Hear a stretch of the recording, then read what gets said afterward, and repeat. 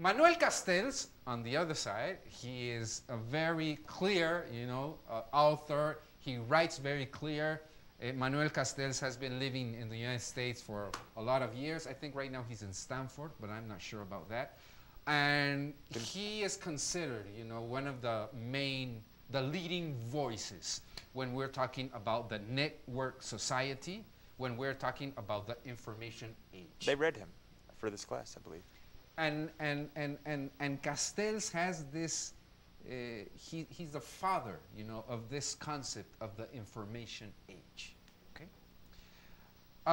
Webster is another guy. He has wrote a lot about information society, talking not only about an age, but about a society. How economics today is deeply, founded in what information is. The economies today and the economies of the future, the strong economies, are based mainly in information and in services that have to do with information.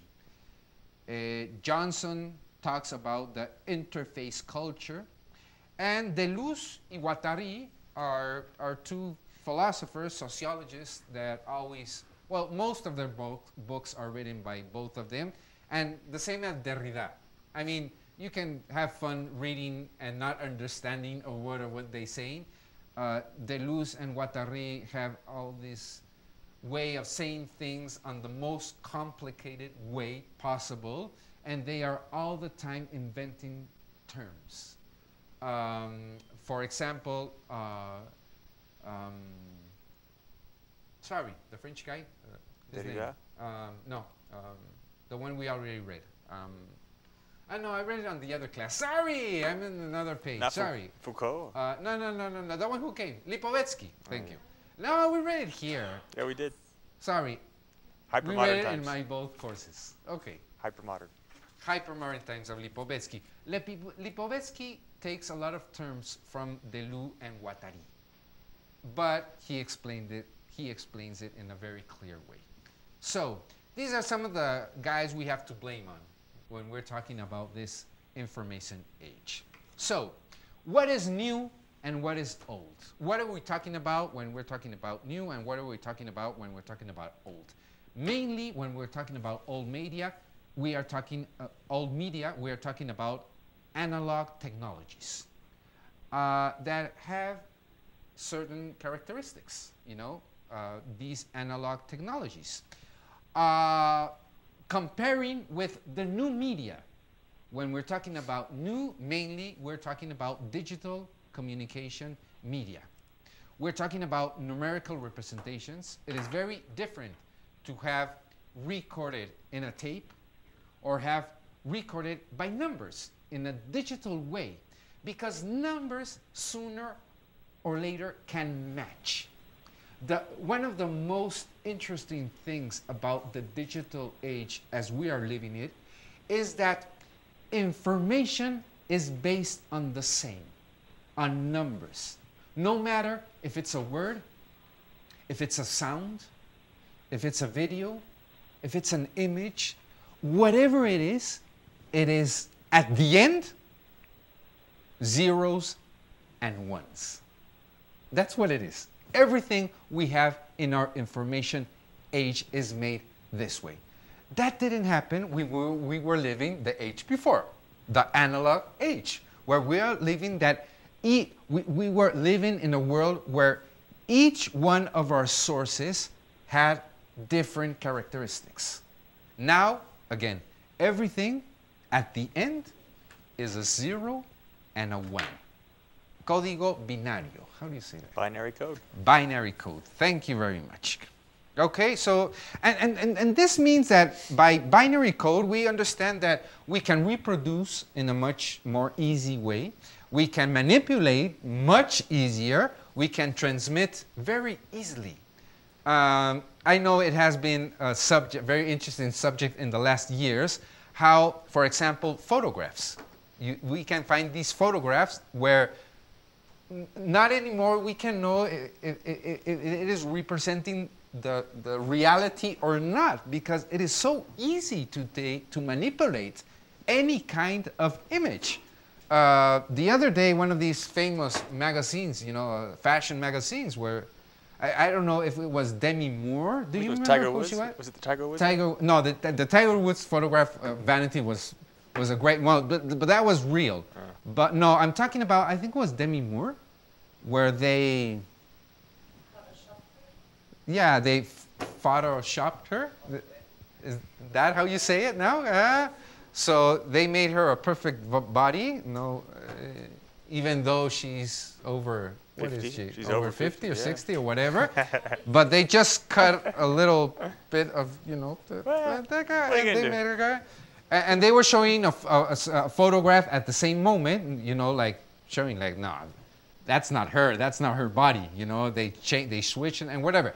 And I'm just talking about photographs. Imagine what we can do with any kind of information today, that at the end, I repeat, is a 0 and a 1. Let me add something real quick. Yes. Okay, yeah, on one hand, everything is easy to do. It's easy to manipulate, easy to change, easy to make better or worse. But on the conceptual level, I want us to think about, okay, everything is easy, but easy comes at a price. You have no resistance. Resistance can be criticism, resistance can be feedback. Imagine if you are talking to somebody and all they do is go, yeah, right on, good, great idea. Well, that's not helping you at all, right? You're not getting any feedback. You're not improving. So consider that. I mean, I'm all for easy, but also there's the critical reflection. There needs to be some resistance in order to gain from the other realm. That's not, well, if everything's ones and zeros, there's no resistance. So keep that in mind, please.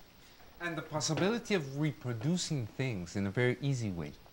You know, today, there's several movies that have, you know, made a statement about this idea of everything being taped, everything being recorded. A lot, you know, yeah, a lot of everything. Because today it's so easy to do so. I mean, right now, you're not doing it, but you could be recording with your phone right now our session and have it there. I mean, you can store it so easily, you can put it in a file, you know, you can have it there for centuries. It can stay there. And everything can be recorded there. There's a Wenders film, Wim Wenders on Los Angeles. Do you remember the name of that film? It's called, I don't know. Again, Los Angeles is being filmed all over the city, you know, with cameras on freeways and that. I mean, this is a movie made maybe 15 years ago. And, I mean, we know right now there's a lot of cities, including Mexico City, where you have these cameras, you know, supposedly to make this campus. I have a funny story. Can I say it really quickly?